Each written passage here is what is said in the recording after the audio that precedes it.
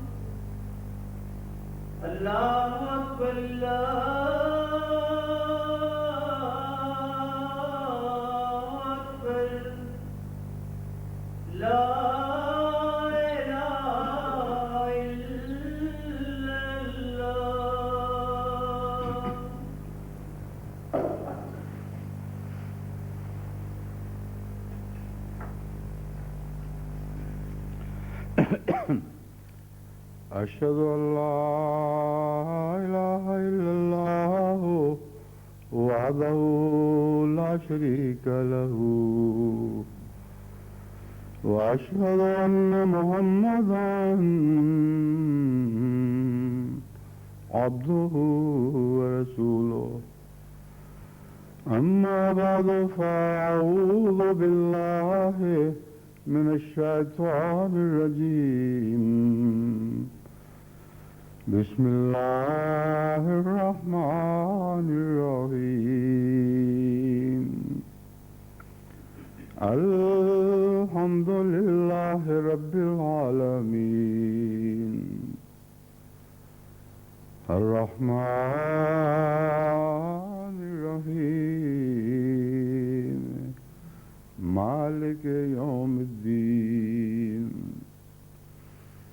إياك نعبد وإياك نستعين. اهدنا الصراط المستقيم صراط الذين أنعمت عليهم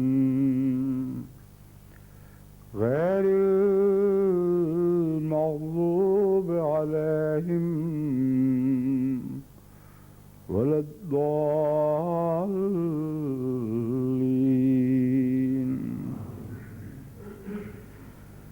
كل من عليها فان ويبقى وجه ربك ذو الجلال والإكرام.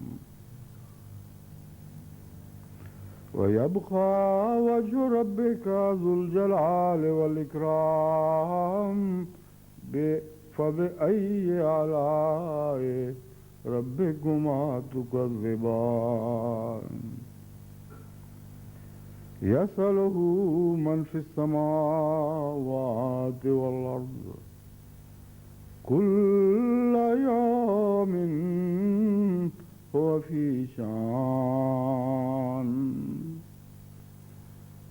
كل يوم هو في شان. فبأي آلاء ربكما تكذبان. ये सूरह रहमान की आयत जिनकी मैंने तलावत की है, ان کا ترجمہ یہ ہے کہ جو کچھ بھی اس پر یعنی زمین پر ہے سب فنا ہونے والا ہے.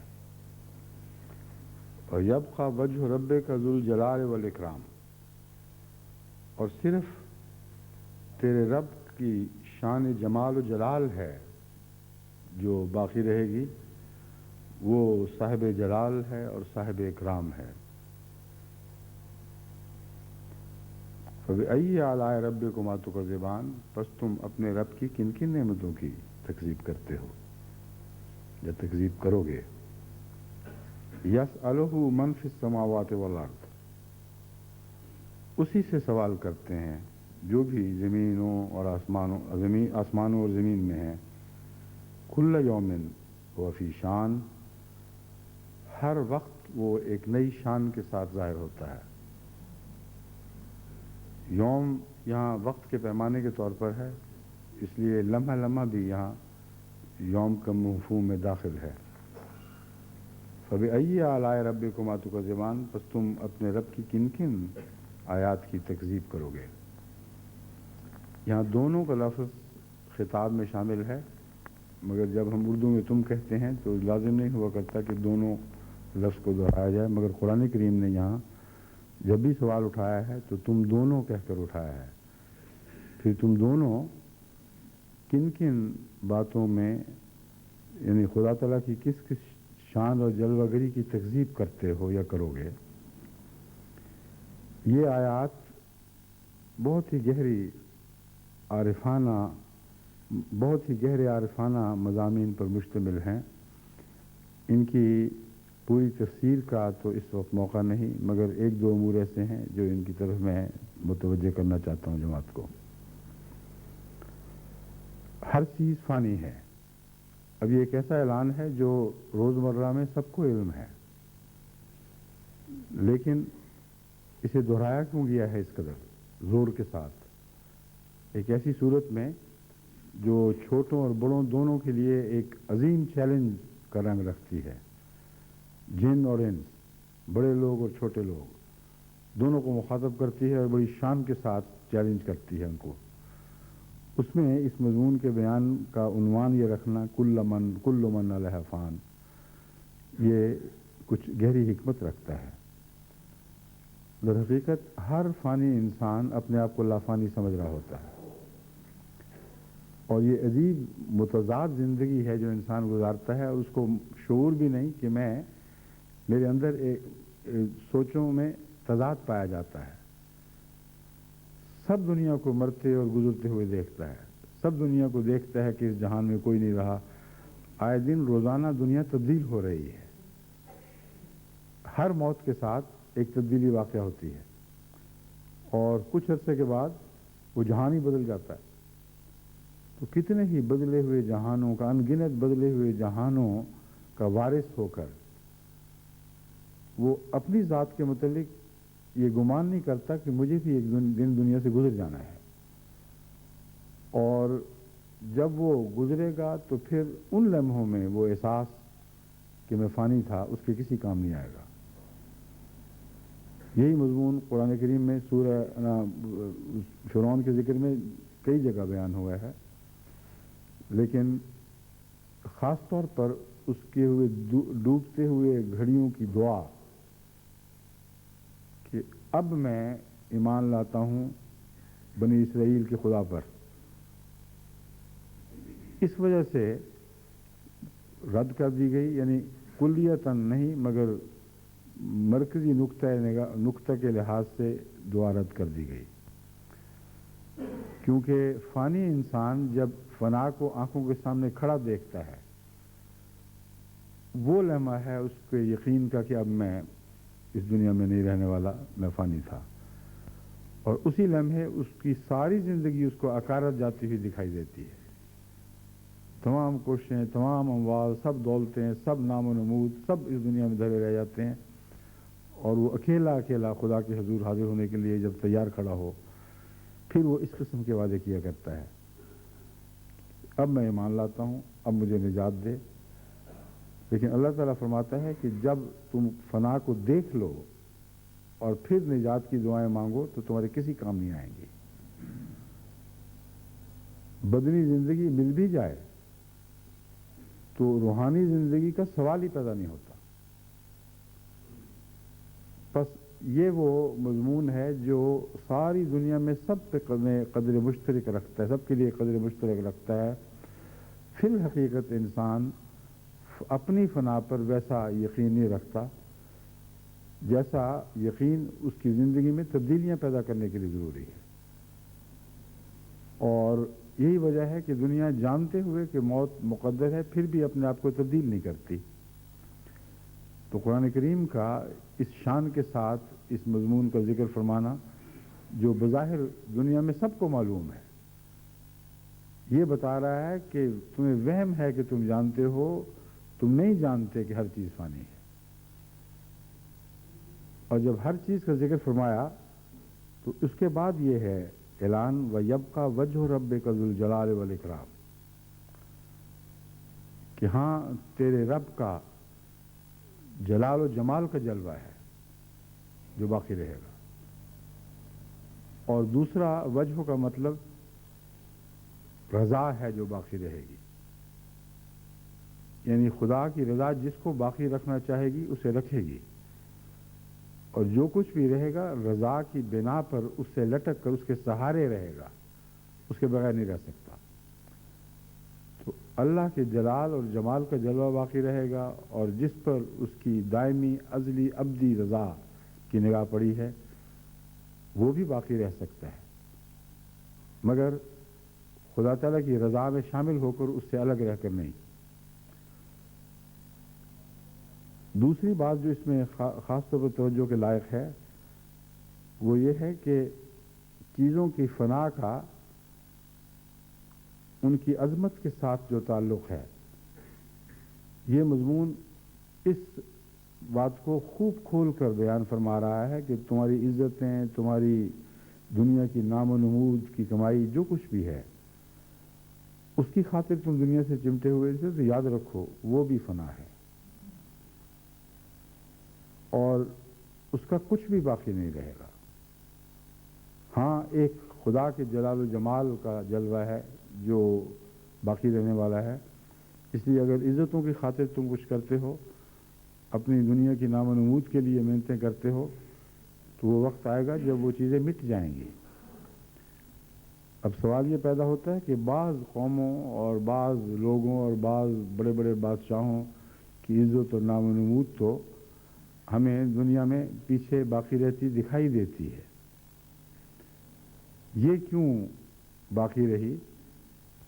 اس کے دو جواب ہیں. اول تو یہ کہ اس مضمون کا اطلاق آخری فنا کے فیصلے سے تعلق ہے، اس لیے اگر اس وقت سے پہلے کہ دنیا میں انسان کی صف لپیٹ دی گئی کسی کی عزت اور جاہ و جلال کا تذکرہ باقی رہ بھی جائے تو اس کی حقیقت کوئی نہیں، کیونکہ خدا کے علم میں یا خدا کے فیصلوں میں وقت کی وہ حیثیت نہیں ہے جو انسان کے علم اور فیصلوں میں وقت کی حیثیت ہے.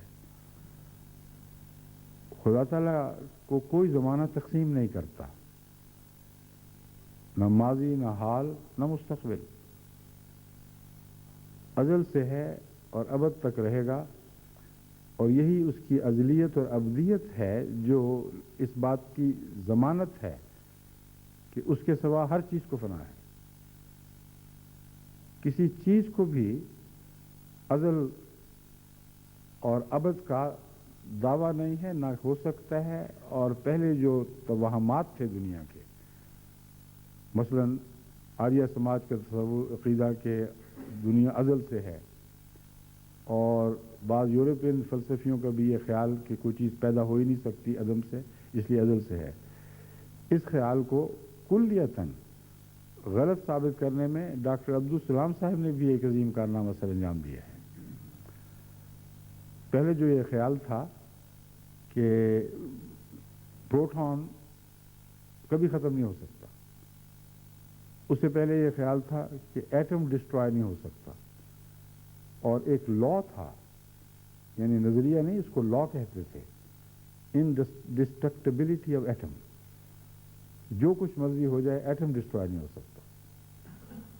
اور ڈاکٹر عبدالسلام صاحب کے دور سے پہلے سائنسدانوں نے ثابت کر دیا کہ ایٹم تو ڈسٹرائے ہو سکتا ہے، اگر نہ ہو سکتا تو ایٹم بم کیسے بن جاتا.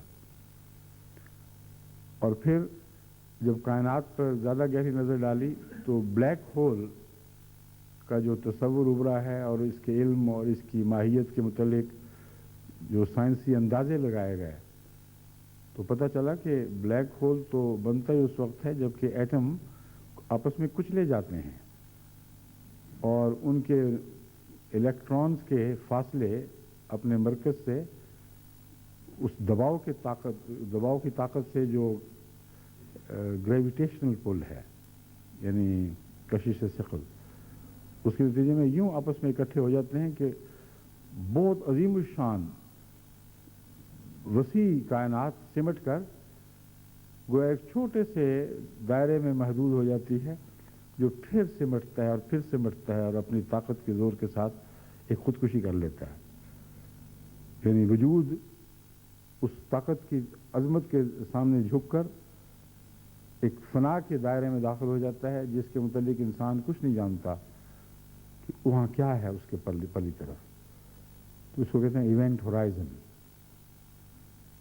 تو یہ حصہ جہاں تک ماضی کا تعلق ہے اس معاملے میں تو سائنسدانوں کی آنکھیں کھلیں اور وہ سمجھ گئے کہ یہ کائنات ازل سے بہرحال نہیں ہے. مگر جہاں تک ابد کا تعلق ہے اس بات پر کافی دیر اٹکے رہے ہیں کہ پروٹون انڈسٹرکٹیبل ہے.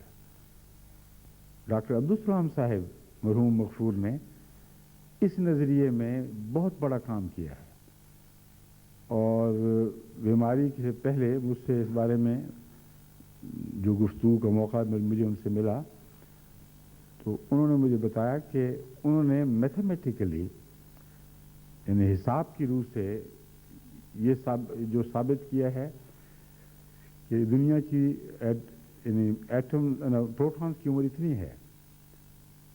نظریے کے طور پر تو اب سائنسدان اسے قبول کر چکے ہیں لیکن دو تین نظریے ہیں. بعض سائنسدان کہتے ہیں اس سے ایک حصہ کم، بعض کہتے ہیں ایک حصہ زیادہ، مگر جو حصہ ہے وہ بھی بہت بڑا تصور ہے. اس لیے آپ کو میں عددی تصورات میں الجھانا نہیں چاہتا. Power raise to the power of 32 ہے یا 33 ہے 34 یہ بحث چل رہی ہے بس. اور 32 اور 34 میں اتنا فرق ہے، بظاہر ایک کا فرق ہے لیکن جب پاور میں باتیں کی جاتی ہیں تو اس مقام پر پہنچ کر عام انسانی ذہن اس کو تصور کر ہی نہیں سکتا کہ کتنی بڑی چیز ہے. مگر سائنسدان اللہ تعالیٰ کے فضل کے ساتھ اور حسابدان بہت باریک باتوں کو اپنے استدلال کے ذریعے معلوم کر لیتے ہیں اور زمین کے کناروں تک کی خبریں اپنے استدلال کے ذریعے حاصل کر لیتے ہیں. یعنی کائنات کی زمین نہیں، کائنات کے کناروں تک کی. تو ڈاکٹر صاحب نے جہاں تک مجھے یاد ہے 33 ریز ٹو دی پاور کا نظریہ پیش کیا تھا اور مجھے بتا رہے تھے، کئی دفعہ بتایا بلکہ، کہ اس وقت جو دنیا میں لیبارٹریز بڑی بڑی عظیم بے انتہا خرچ کر کے کام کر رہی ہیں، ان میں ایک امریکہ میں بھی ہے، ایک اٹلی میں بھی ہے اور شاید ایک اور جگہ بھی، اور اب تک جو خبریں ملی ہیں وہ امید افزا ہیں. اگر یہ قطعیت سے ثابت ہو گیا تو ہرگز بعید نہیں کہ ایک اور نوبل پرائز ان کو مل جائے، یعنی بطور حق کے ان کو ایسا نوبل لاریٹ بننے کی توفیق ملے کہ 2 دفعہ زندگی میں نوبل لاریٹ بنے.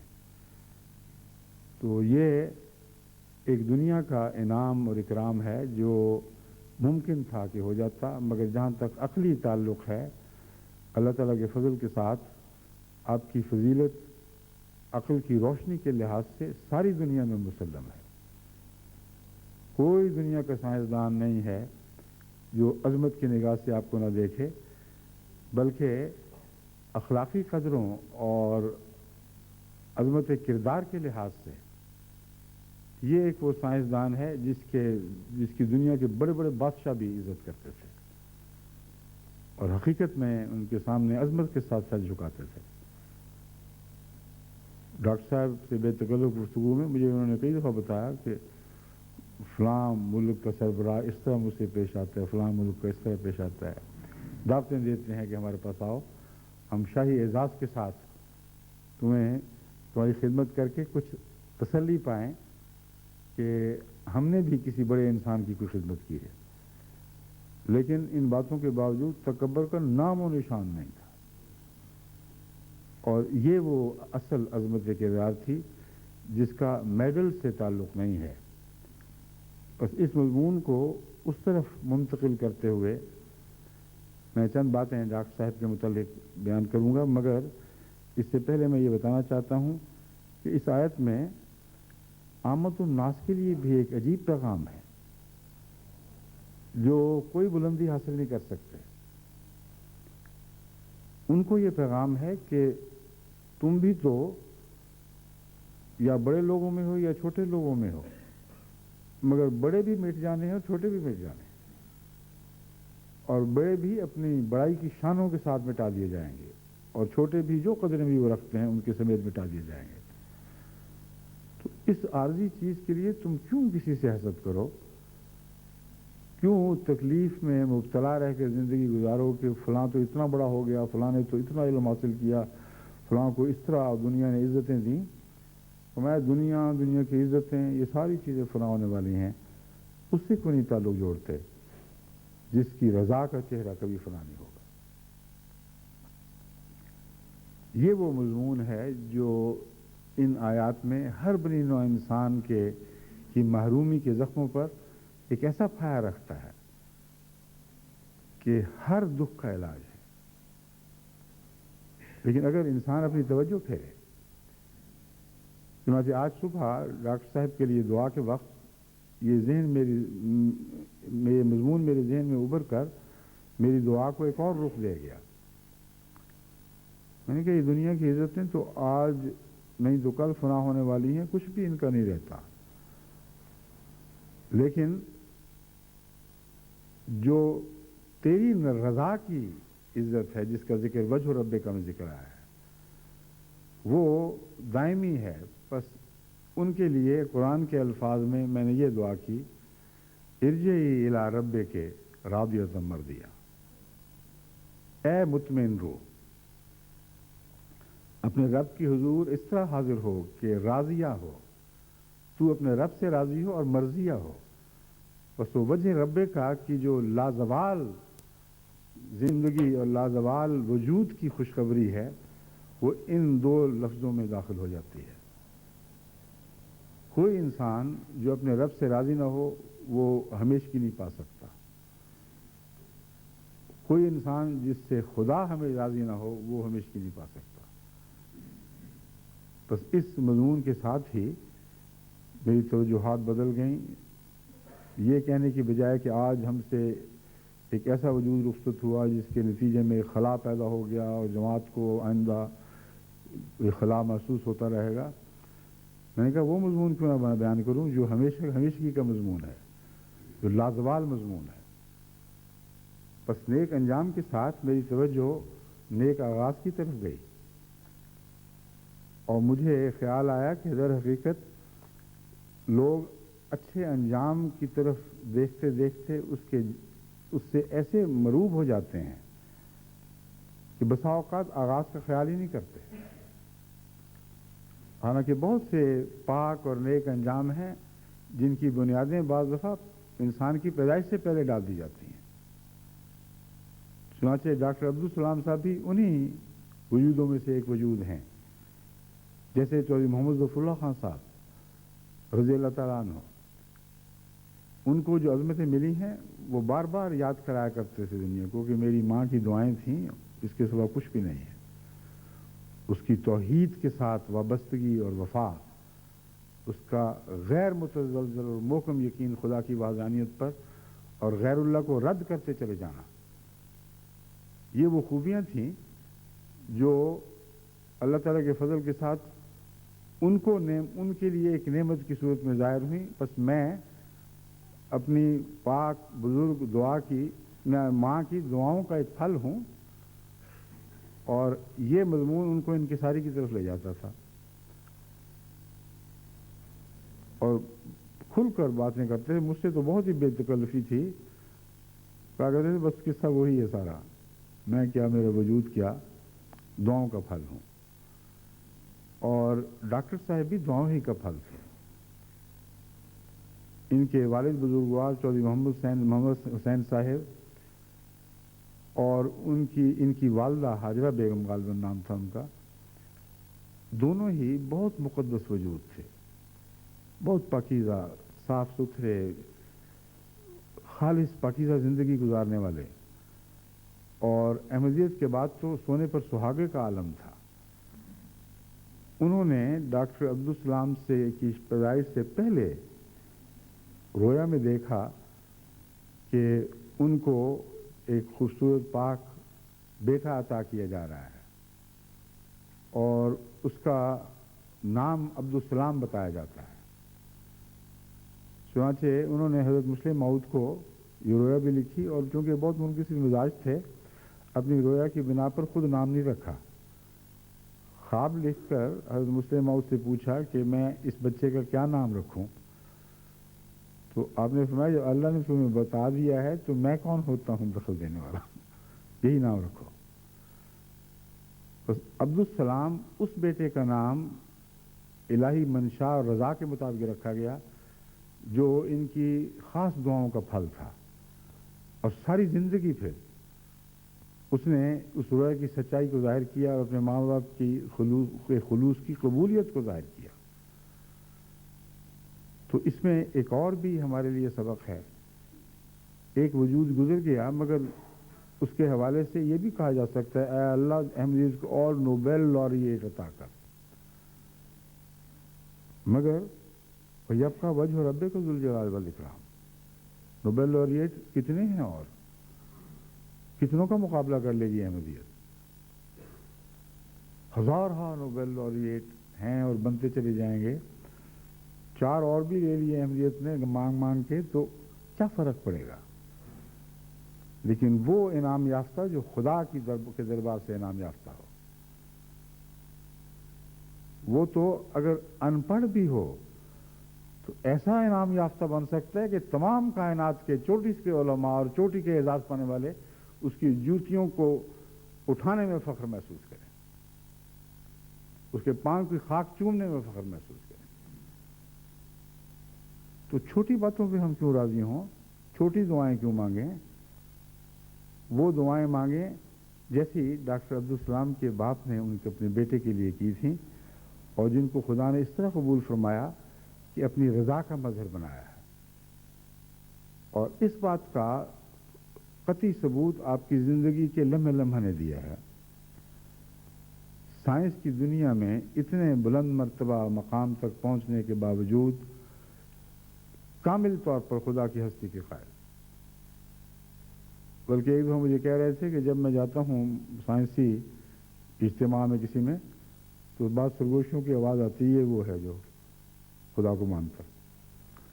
اور بھی سائنسدان اب ماننے لگے ہیں, پہلے سے بڑھ گئے ہیں, لیکن جس شان کے ساتھ آپ نے خدا واحد و یگانہ کے ایمان کا حق ادا کیا ہے اور اس جھنڈے کو بلند کیا ہے, ویسا کوئی اور سائنسدان اس جیتی دنیا میں آپ کو اور دکھائی نہیں دے گا. اور پھر خدا واحد و یگانہ کی عظمت کے نتیجے میں جو انکسار پیدا ہوتا ہے وہ پوری طرح آپ کی ذات میں ہمیشہ رہا. نظام جماعت کے سامنے خادمانہ حیثیت کی حفاظت کی ہے. اب میں ان کی عمر کے لحاظ سے چھوٹا, علم کے لحاظ سے تو دنیا کے علم کے لحاظ سے تو حیثیت ہی کوئی نہیں, مگر جب مجھ سے گفتگو کرتے تھے, ملتے تھے, وہ عزت و احترام کے تمام تقاضے جو خلافت سے وابستگی کا تقاضا کے نتیجے میں پیدا ہوتے ہیں ان کو اس طرح پورا کرتے تھے کہ میں حیران رہ جاتا تھا. اور باتوں میں مشورہ کر کے وہ کہتے تھے جو میں کہتا تھا, وہ کرتے تھے جو میں بیان کرتا تھا. یا مشورہ نہیں لیں گے, مشورہ لیں گے تو پھر قبول کریں گے اس کو. غرضی کہ مجھے ان کی انکساری کو دیکھ کر رشک آتا تھا کہ کتنا بڑا عالم ہے.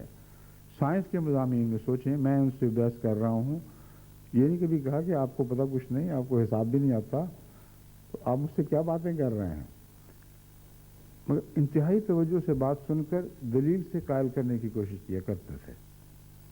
مجھے یاد ہے ایک دفعہ رفتار کے اوپر بحث چلی کہ سائنس کا یہ اور خاص طور پر حسابدانوں کا یہ قطعی نظریہ ہے کہ روشنی کی رفتار سے کوئی چیز آگے نہیں بڑھ سکتی. تو میں نے ان سے کہا کہ یہ جو حد لگائی جا رہی ہے یہ میں تسلیم نہیں کر سکتا, کیونکہ میرے نزدیک خدا تعالیٰ کے اوپر حد بندی نہیں ہو سکتی, خالق کے اوپر نہیں ہو سکتی. حساب کھول کی باقاعدہ اپنا حساب دان کھول لیا اور نقشے بنائے اور دائرے بنائے اور بتایا کہ یہ دیکھیں حسابی روح سے ناممکن ہے, اور فزکس کے نظریہ کے لحاظ سے بھی یہ ناممکن ہے. میں نے باتیں سمجھی, میں نے کہا آپ نے جو باتیں کہی ہیں دلیل کے ساتھ کہی ہیں, میں دلیل کا انکار نہیں کر سکتا, مگر میں ایک اور بات آپ سے کہنا چاہتا ہوں کہ آپ یہ بتائیں کہ یہ ساری باتیں آپ کے اس کائنات کے تصور سے وابستہ ہیں اور مشروط ہیں جو اب تک آپ پر ظاہر ہوا ہے, اور کیا یہ درست نہیں کہ مادہ میڈیم ہے لہروں کے لیے, اور اگر مادہ نہ بھی ہو تو کوئی میڈیم ہونا چاہیے, اور میڈیم کی صفات ہیں جو رفتار طے کرتی ہیں. تو کیا ایتھر سے کے علاوہ کوئی اور میڈیم بھی ہو سکتا ہے؟ اگر ایتھر نہیں ہے تو پھر خود یہ محل نظر ہے کہ چیز حرکت میں کیسے رہتی ہے اور ویو کیسے بنتی ہے, جبکہ ویو مادے کی صفت ہے اور حرکت کی صفت نہیں ہے. یہ باریک باتیں تھیں. ڈاکٹر صاحب کو تو ایک لمحہ بھی نہیں لگا ان باتوں کو سمجھنے کا. مجھے انہوں نے جواب میں کہا کہ آئنسٹائن تو قائل ہے کہ ایتھر ہے اور ایتھر ہی کی صفات ہیں جو جل رہا ہے, مگر باقی سائنسدان قائل نہیں ہوئے ابھی, اور ابھی تک قطعی ثبوت کوئی نہیں مل سکا. میں نے کہا مل سکتا ہے کہ نہیں, تو ہو سکتا ہے. میں نے کہا اگر ایتھر کے سوا کوئی اور میڈیم ہو جس کی صفات مختلف ہوں تو رفتار بڑھ سکتی ہے؟ انہوں نے کہا بڑھ سکتی. میں نے کہا اب یہ بتائیں کہ اگر کسی چیز کو مادی میڈیم کی ضرورت نہ ہو اور وہ روحانی وجود ہو, اب خدا کی ہستی کے قائل تھے, اس کا انکار کر ہی نہیں سکتے تھے, تو اس کو کیسی کون سا قانون پابند کرے گا کہ اس کا پیغام آواز کی رفتار کے روشنی کی رفتار سے ان گنت زیادہ تیزی کے ساتھ جہاں وہ پہنچانا چاہے پہنچا دے؟ تو اس کے بعد وہ نہیں بولے پھر, صرف کہا ہاں اصولاً میں مان گیا ہوں کہ ٹھیک ہے یہ ہو سکتا ہے, مگر معلوم دنیا میں اب تک جو ہے وہ یہی ہے, اس سے میں انکار نہیں کر سکتا. تو اس رنگ میں ان کے اندر یہ حوصلہ تھا اور یہ انکسار تھا کہ بالکل ان پڑھ سائنس کے ابتدائی علم سے بھی آری انسان, جس کا ماضی سے علم کا ان کے علم میں تھا کیا حیثیت رکھتا تھا, کچھ بھی نہیں, اس سے اتنے بڑے مضامین کے اوپر بڑے حوصلے کے ساتھ گفتگو کرنا, اسے سمجھانے کی کوشش کرنا, اور جب کوئی ایسی دلیل دی جائے جو ان کے اپنے عقیدے کے مطابق تسلیم ہونی چاہیے, تسلیم کر لیتے تھے. تو یہ بھی رفعت کی علامت ہے, یعنی انکسار, اور ان دونوں میں تضاد نہیں ہے بلکہ ایک دوسرے سے وابستہ اور منحصر ہے, ایک دوسرے پر منحصر ہے. تبھی سجدے کا رفعتوں سے تعلق ہے. رفعت لفظ عربی میں تو ہے, مگر اردو میں بعض لوگ رفعت بھی کہہ دیتے ہیں, اس لیے میں رفعت بھی کہہ دیا کرتا ہوں, مگر اصل رفعت ہے. تو رفتیں جو انسان کو عطا ہوتی ہیں ان کا انکساری سے گہرا تعلق ہے. چنانچہ سجدے میں رب الاعلیٰ کی دعا سکھائی گئی ہے, رب سب سے اعلیٰ ہے, اور مراد یہ ہے کہ تم نے اس کے حضور جب ماتھا ٹیک دیا ہے, جتنا نیچے ہو سکتے تھے ہو گئے ہو, اب رب اعلیٰ کو یاد کرو تو تم اسے فیض پاؤ گے. اور رفتیں حاصل کرنے والا اتنا ہی زیادہ جھکتا چلا جاتا ہے. یہ دونوں مضمون لازم ملزوم ہیں.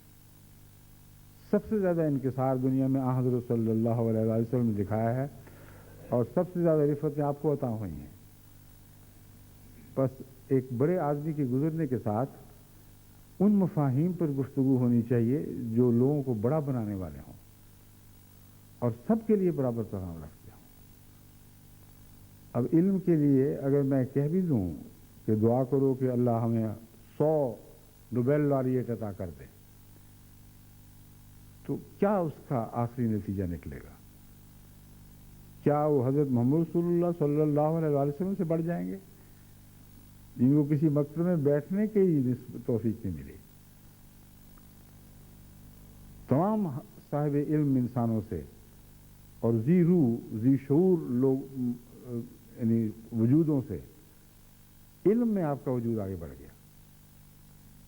تو ان رفتوں کے لیے کیوں نہ دعا مانگی جائے جس میں ہم سب برابر کے شریک ہو جائیں گے. چھوٹا بڑا غریب, ایک تیسری دنیا کا آدمی, ایک ترقی یافتہ مغربی ملک کا باشندہ, ان سب کے لیے قدر مشترک ہے کہ اصل علم کا منبع, اصل عزتوں کا منبع, جس کا علم اور جس کی عزتیں باقی رہنے والی ہیں, وہ اللہ کی ذات ہے.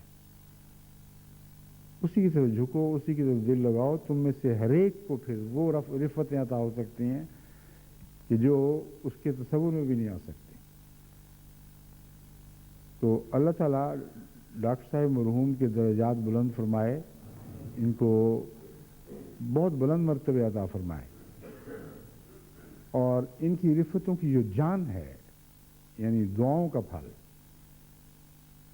وہ جان اللہ تعالیٰ ان کی اولادوں و نسلوں میں آگے جاری فرمائے.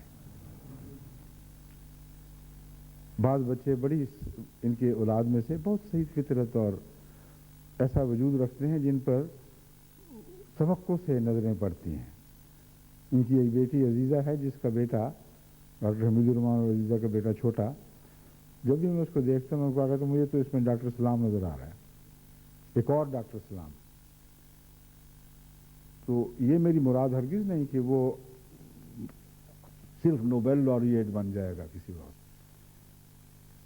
میں جب کہا کرتا ہوں تو میں ان کو سمجھا رہا ہوں کہ میری یہ نظر دعا ہوتی ہے کہ اللہ اس میں وہ خوبیاں پیدا کر دے جو روحانی رفتوں کی علمبردار ہوتی ہیں اور روحانی رفتوں کے مقابل پر دنیا کی رفتوں کی کوئی حیثیت نہیں سمجھتی. پھر اس کے صدقے میں نوبل لاریٹ بھی بنے تو کیا کمی, کیا بات ہے, سبحان اللہ. نور علی نور ہوگا, یعنی نوبل لاریٹ کے اوپر رضا کی نظر جب پڑے گی تو نور پر نور نازل ہو جائے گا. تو یہ دعا اس بچے کے لیے تو میں کرتا ہی ہوں, آپ بھی یاد رکھیں اور اپنی اولادوں کے لیے یہ دعا کیا کریں. اگر دنیاوی طور پر عظمتیں اور رفتیں مقدر میں نہیں ہیں تو صرف ایک بات ہم مانگتے ہیں کہ تیری نظر ان پر ایسی پڑے کہ ان کی پیدائش بھی سلام کی پیدائش ہو اور ان کا وصال بھی سلام کا وصال ہو. سلام علیہ یوم ولدت و یوم اموت و یوم ابعث حیا, جو حضرت مسیح کی دعا بچپن کی سکھائی گئی ہے, بتلائی گئی ہے, وہ سلام ہے جس کے متعلق میں آپ کو توجہ دلا رہا ہوں. ان کے حق میں اللہ تعالیٰ نے پیدائش سے پہلے ہی وہ سلام لکھ دیا تھا جو سلام موت کا سلام بھی بن گیا اور زندگی کا سلام بھی بن گیا. بس جب بھی خدا سے عظمتیں طلب کریں تو انکساری کی عظمتیں طلب کریں اور اس سلام کی عظمتیں طلب کریں جو آسمان سے اترتا ہے, اور پھر وہ جس شکل میں بھی نازل ہو بہت ہی خوبصورت اور دلکش دکھائی دیتا ہے. لیکن کسی سے توقع رکھنا اور بات ہے اور اس توقع کا پورا ہونا ایک اور بات ہے. یہ دعا بھی ہونی چاہیے کہ اللہ ہر منزل کے خطرات سے بچا کر کسی شخص کو اپنی صلاحیتوں کے عروج تک پہنچائے. بس جن بچوں میں نجابت دیکھتا ہوں, اعلیٰ اقدار دیکھتا ہوں, ان کی ذہانت ان کے چہرے بشرے سے ٹپکتی ہے, ان کے لیے میں یہ ضرور دعا کرتا ہوں کہ خدا اس کو اس کے آسمانی نقطۂ عروج تک پہنچائے. اب حضرت مسلم موعود کی پیشگوئی میں یہ بہت ہی عارفانہ نقطہ ہے جو بیان ہوا ہے کہ ہر شخص کا ایک آسمانی نقطۂ عروج ہے اور وہاں تک وہ بلند ہو سکتا ہے، اس سے آگے وہ نہیں بڑھ سکتا.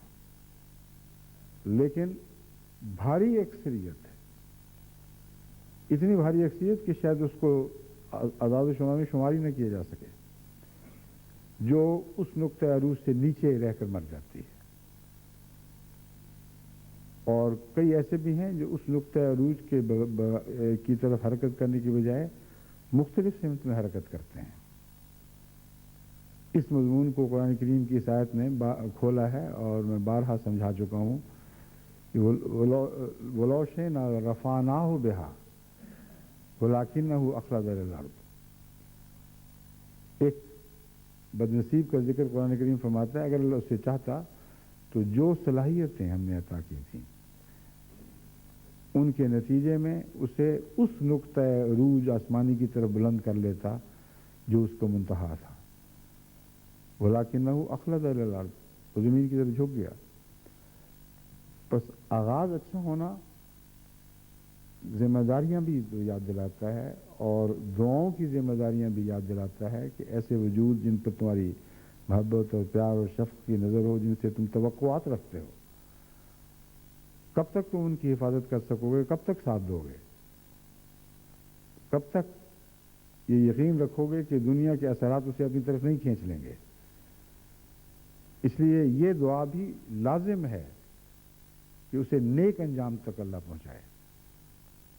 اور اس لحاظ اس نقطۂ نگاہ سے سب سے پیاری دعا جو میری زندگی کی جان ہے، جس کے لیے میں کئی دفعہ بعض دفعہ لوگوں کو رمضان سے پہلے بھی آجانہ خط لکھ کے خصوصیت سے متوجہ کرتا ہوں، وہ یہ دعا ہے کہ ان میں شامل کرے جن کے لیے آسمان سے آواز اترے، اس کا استقبال اس لا زوال آواز کے ساتھ ہو. ارجعی الی ربک یا ایتھا النفس المطمئنۃ ارجعی الی ربک راضیۃ مرضیہ فادخلی فی عبادی وادخلی جنتی. تو جسے یہ نیک انجام نصیب ہو جائے اس سے بہتر کیا انسان تصور کر سکتا ہے. بس اس جانے والی پاک روح کے لیے ہم دعا کرتے ہیں کہ اللہ ان کو ان لوگوں میں شامل فرمائے جن کو وفات کے وقت یہ آواز کانوں میں سنائی دی ہو، اس کی روح سے خدا اس طرح مخاطب ہوا ہو، اور ان کی اولاد میں بھی وہ وجہ عظمت، ان کی اولاد کو بھی وہ وجہ عظمت عطا کرے جو تعلق باللہ کی وجہ ہے، جہاں تعلق باللہ وجہ عظمت بنتا ہے، جہاں رفتیں سجدے میں مضمر ہیں، جہاں رب الاعلیٰ کی دعا اس طرح اٹھتی ہے کہ انسان پھر ادنا رہ ہی نہیں سکتا، وہ اعلیٰ سے تعلق جوڑ کر ضرور اعلیٰ بنایا جاتا ہے. یہ دعائیں اپنے لیے بھی، اپنی اولادوں کے لیے بھی، سب گزرے ہوئے اور آئندہ لوگوں کے لیے بھی کریں، کیونکہ جزا کا وقت تو ابھی باقی ہے، یعنی آخری فیصلے تو قیامت کے دنوں نے ہیں. اس لیے اللہ تعالیٰ جماعت احمدیہ کو یہ عظمت نصیب فرمائے اور پھر اپنے نشان کے طور پر دنیا کی برکتیں بھی بخشے، کیونکہ دنیا کی آنکھ ان باتوں کو دیکھتی نہیں ہے، مگر جب خدا کی عظمتیں دنیا کی نشانوں میں ظاہر ہوتی ہیں تب وہ آنکھیں کھلتی ہیں اور ان باتوں کو دیکھنے لگتے ہیں. اب میں مختصراً کچھ یہ مضمون جو تھا وہ میں نے جیسا کہ عرض کیا تھا لمبا مضمون ہے، اس کی جو پہلو میرے ذہن میں تھے وہ پورے تو میں بیان نہیں کر سکا، مگر امید ہے مرکزی نقطہ احباب جماعت کو سمجھ آ گیا ہوگا. ڈاکٹر صاحب کی زندگی کا خلاصہ یہ ہے، یعنی زندگی کے احوال کا، کہ 29 جنوری 1926 کو پیدا ہوئے تھے. حضرت علی محمد حسین صاحب جو صاحب رویا و کشوف بزرگ تھے، ان کا نکاح بھی حضرت مسلم موعود نے پڑھایا تھا.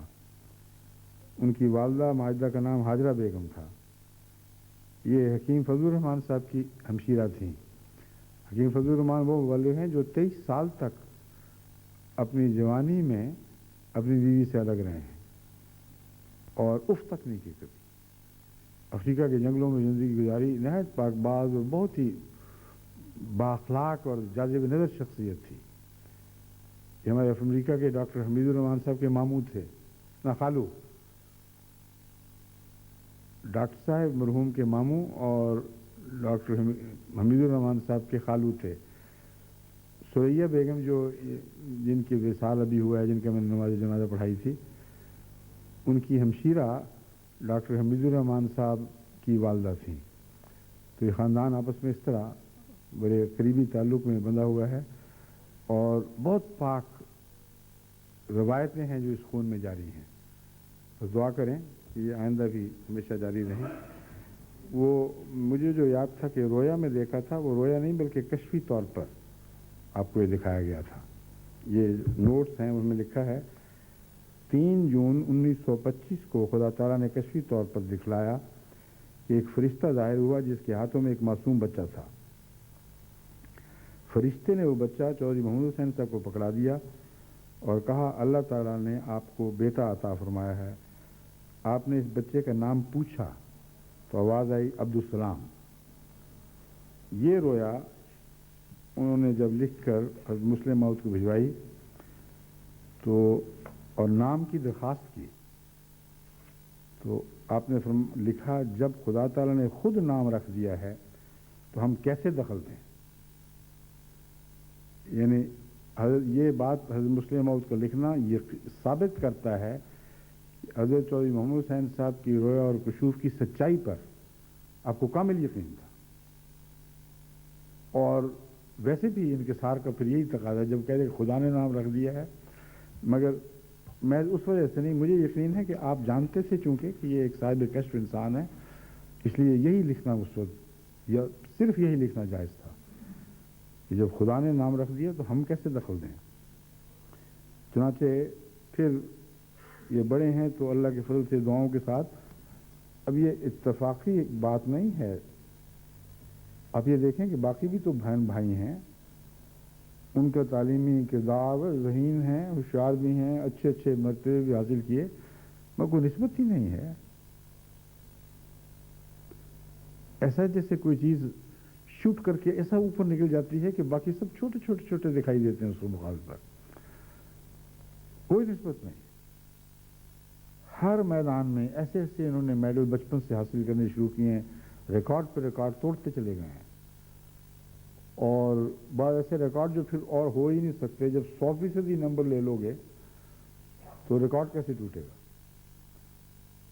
اور پھر جب پاکستان میں ناقدری کی گئی تو انگلستان میں آئے اور انگلستان کی حکومت کی یہ حوصلہ کی فراخ دلی ہے یا قدر شناسی کہنا چاہیے، فراخ دلی کا سوال نہیں، انہوں نے بڑی عزت کا سلوک کیا. امپیریل کالج کی پروفیسرشپ کی سیٹ عطا کی اور مسلسل ان کے ساتھ بہت عزت اور احترام کا سلوک جاری رکھا ہے. پھر اٹلی نے آپ کی عزت افزائی کی.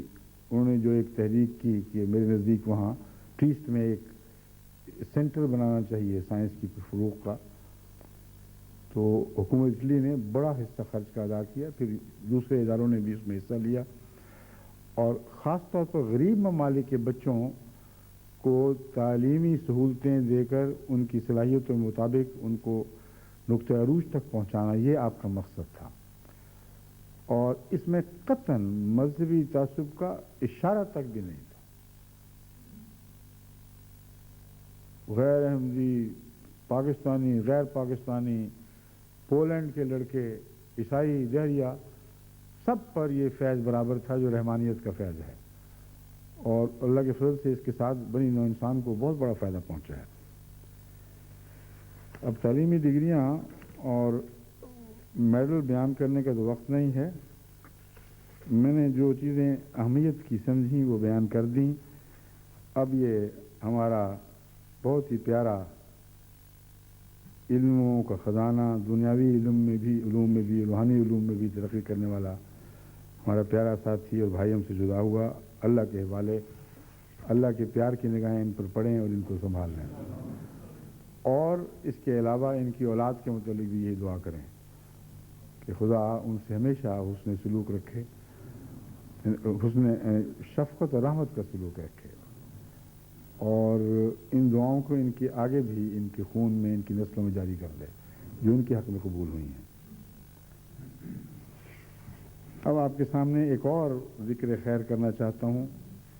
وہ ہمارے ایک بہت ہی پیارے مخلص فدائی امریکن دوست کا ذکر ہے،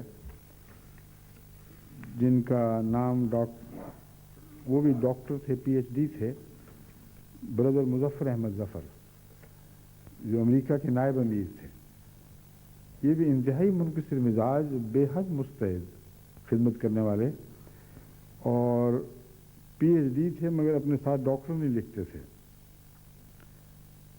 اور ڈیٹن میں پروجیکٹ کیور کے ڈائریکٹر تھے۔ مجھ سے بہت پرانا تعلق ہوا ہے جلسہ سالانہ پر ان کے آنے کی وجہ سے۔ اس کے بعد یہ مسلسل بڑھتا رہا، کیونکہ ان کے اندر بہت گہری خوبیاں تھیں اور بڑا روشن دماغ تھا۔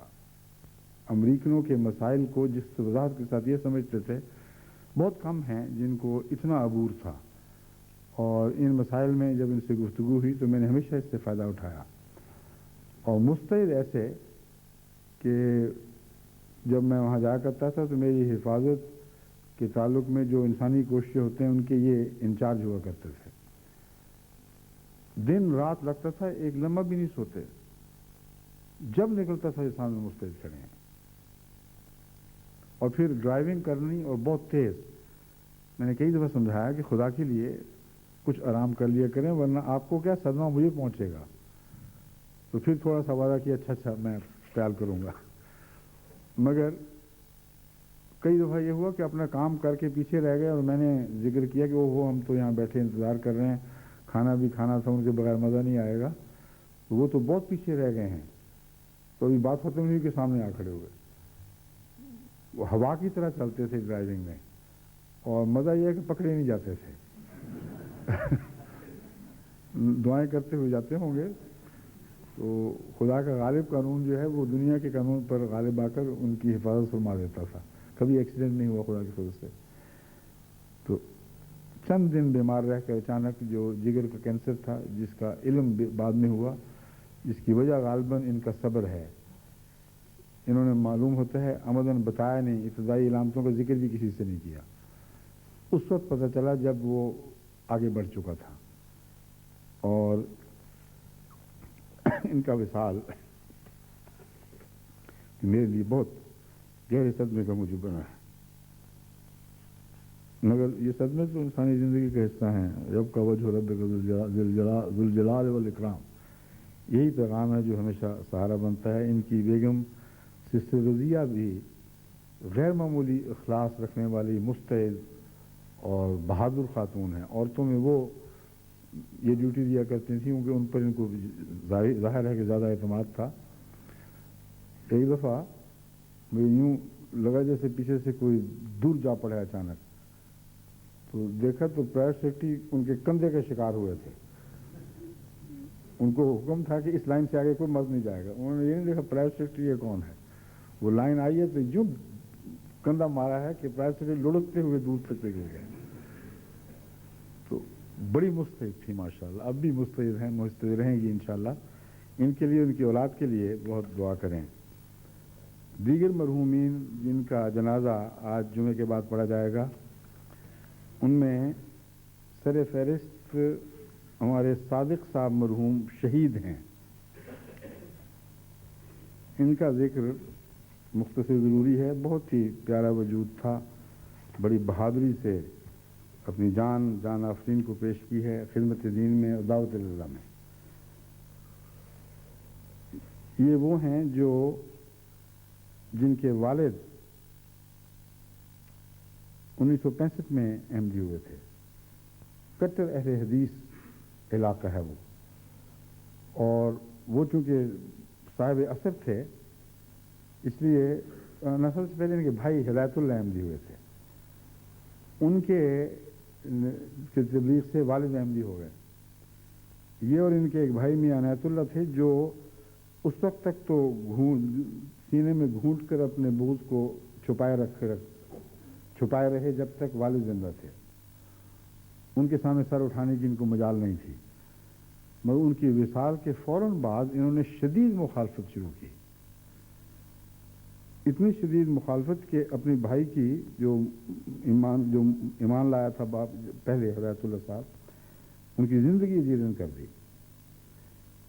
لیکن پھر آخر خود احمدیت کی صداقت کا 1974 میں شکار ہو گئے، جب 74 کی تحریک زوروں پر تھی اور سب شور تھا اور لوگ کہہ رہے تھے کہ اب ایسی دیوار بن گئی کوئی احمدی نہیں ہو سکتا، تو یہ مخالف پھلانگ کر امن کے دائرے میں آ گیا، اور اس کے بعد سے پھر ایک ننگی تلوار سے احمدیت کی تبلیغ میں، احمدیت کے پیغام پہنچانے میں، انہی کی تبلیغ سے محمد اشرف صاحب اب جلہن ضلع گجرانوالہ، وہ بھی کٹر اہل حدیث علاقے کے تھے، وہ احمدی ہوئے، اور جب وہ احمدی ہوئے تو پھر اس علاقے کے مولویوں اور دوسروں سے برداشت نہیں ہوا، سب سے پہلے انہوں نے اشرف کو شہید کیا، اور اس کے بعد ان پر نظر رہی، لیکن انہوں نے عین ان کے کٹر گڑھوں میں جا کر تبلیغ جاری رکھی۔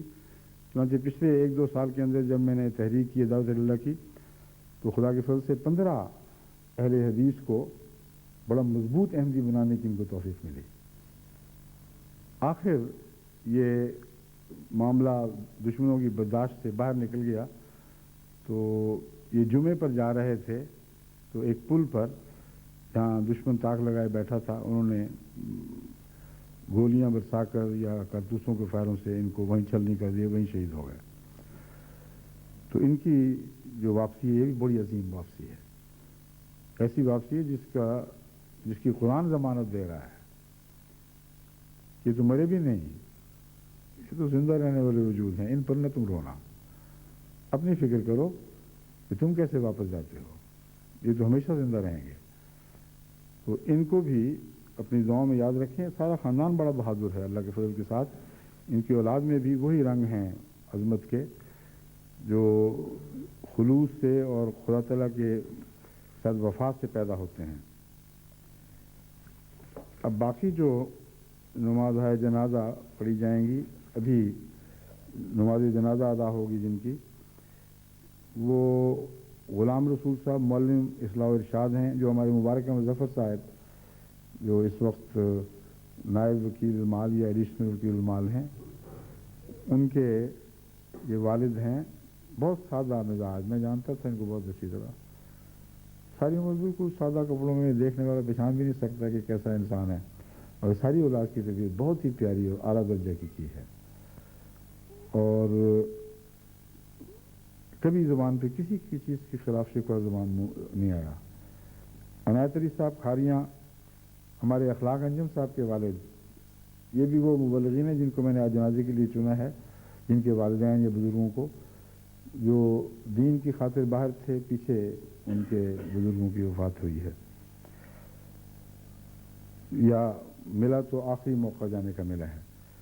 مسعودہ بیگم صاحبہ، عبدالسلام صاحب ٹیلر ماسٹر ربوہ کی بیگم، اور عبدالرحمان صاحب طاہر کی والدہ، وہ بھی آپ کے مبلغ ہیں جو یہیں اس وقت کام کر رہے ہیں، اور راؤ محمد اکبر صاحب جو یہاں آیا کرتے تھے اکثر جلسے پر، بڑے ہی فدائی اور بہادر انسان، اپنے علاقے میں یہ احمدیت کے لیے بلا شبہ ایک پرروب ننگی تلوار تھی، جس کی مخالفت کی وہاں جرت نہیں ہوتی تھی، پوری اندر مخالفتیں ہوتی تھیں، ادھر ادھر لوگوں کو تنگ کیا جاتا تھا، مگر راؤ صاحب کے کڑاکے کے سامنے، کیونکہ ان کی برادری ان کے ساتھ ہوتی تھی، وہ بڑی بہادر اور لڑائی کرنے والی برادری ہے، اس لیے ان پر ہاتھ ڈالنے کا موقع نہیں ملتا تھا۔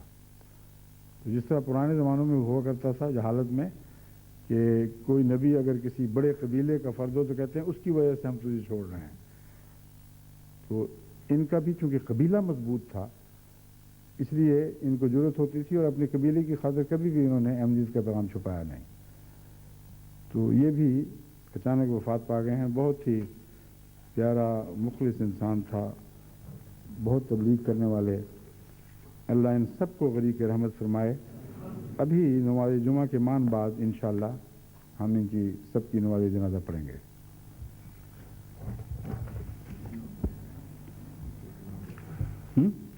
ایک نام رہ گیا، کون سا؟ اوہو ٹھیک ہے، وہ ایک مربی، دو مربیوں کی والدہ ہیں جو فوت ہوئی ہیں. ایک ہمارے ملک محمد اکرم صاحب مربی سرسا مانچسٹر کی والدہ رضیہ بیگم بھی وفات پا گئی ہیں، انا للہ و انا الیہ راجعون. ان کو بھی نماز جنازہ میں شامل رکھیں.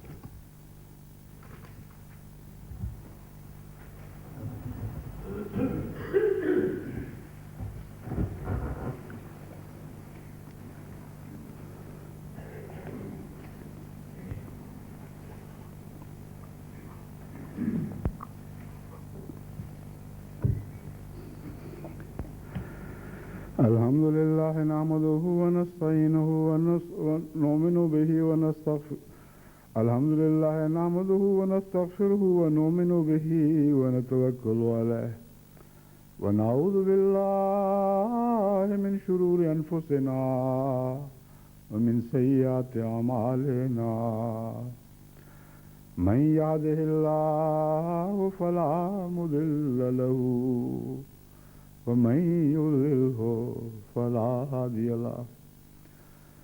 ونشهد أن لا إله إلا الله وحده لا شريك له ونشهد أن محمدا عبده ورسوله. عباد الله رحمكم الله، إن الله يأمر بالعدل والإحسان وإيتاء ذي القربى وينهى عن الفحشاء والمنكر والبغي يعظكم لعلكم تذكرون. اذكروا الله يذكركم وادعوه يستجب لكم ولذكر الله أكبر.